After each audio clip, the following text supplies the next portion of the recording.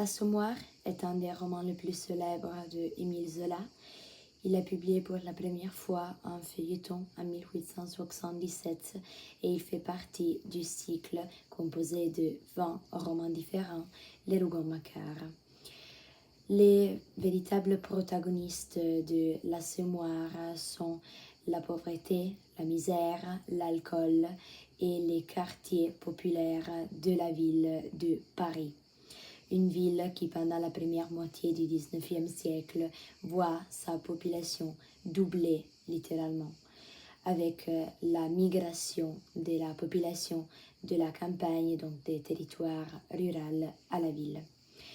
L'Assommoir peut être divisé en 3 parties. Il est composé de 13 chapitres.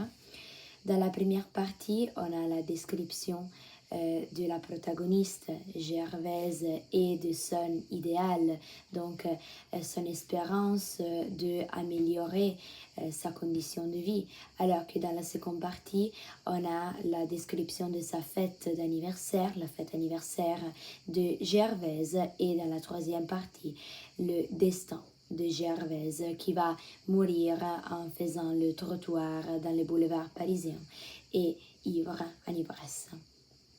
Donc, avec Émile Zola, on parle de naturalisme. Le naturalisme, c'est l'observation directe de la réalité avec des prétentions scientifiques.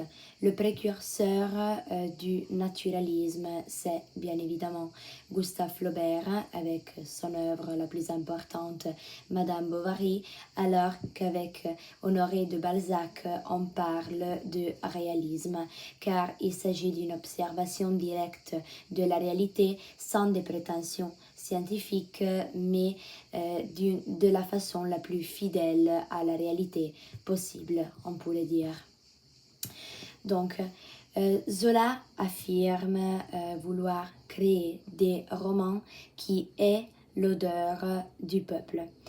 Quelque chose qui est difficile aussi pour lui, parce qu'il est un bourgeois, il vient d'une famille aisée, donc il s'agit d'une réalité loin de lui, on pourrait dire. Quand même, il essaie de faire ça et il le fait à travers un langage très cru, presque difficile à supporter pour les scènes qui sont portraites, mais aussi très attentif pour ce qui concerne l'analyse des documents, l'analyse des objets.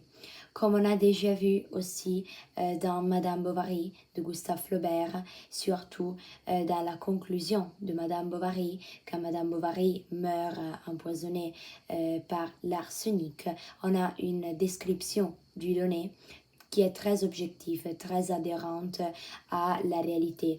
Et c'est aussi parce que Flaubert était le fils du chef médecin de l'Hôtel-Dieu, donc il avait eu une formation de médecine.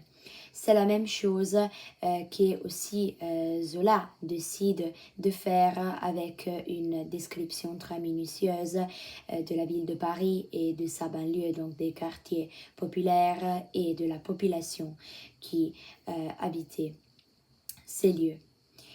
Les personnages sont caractérisés d'une façon très particulière à travers 3 principes, milieu, moment et race. Et on a toujours une sorte de prédestination. Donc avec Zola, on parle de déterminisme, car même quand les personnages ont un idéal, ils voudraient se soulever de leurs conditions de vie tragiques et ils essaient de le faire. À la fin, ils retournent, ils ont toujours le destin qui avait été déjà préannoncé pour eux. Donc, ils répondent à leur destin. Par exemple, la protagoniste de l'Assommoir, Gervaise, a un idéal, comme elle exprime dans un passage du roman. Elle raconte à son amie et puis Marie Coupeau qu'elle voudrait avoir un trou à soi, donc une petite maison pour soi-même et pour ses filles, ses fils Étienne et Claude. Elle voudrait avoir du pain pour manger toujours, pour se nourrir toujours. Elle voudrait exercer un travail honnête, mais surtout, elle ne voudrait pas être frappée. Donc, c'est son désir majeur. Et elle essaie de se soulever d'une certaine façon de sa condition tragique et l'a améliorée. Mais à la fin du roman, elle meurt en faisant le trottoir, comme j'ai déjà anticipé. Donc, Gervaise représente le symbole du déterminisme de Zola. C'est lui qu'on appelle en littérature italienne, en particulier dans le roman de Verga, Ideale dell'Ostrica, et Verga s'inspire directement à Zola dans son roman Vériste, donc c'est pas une casualité.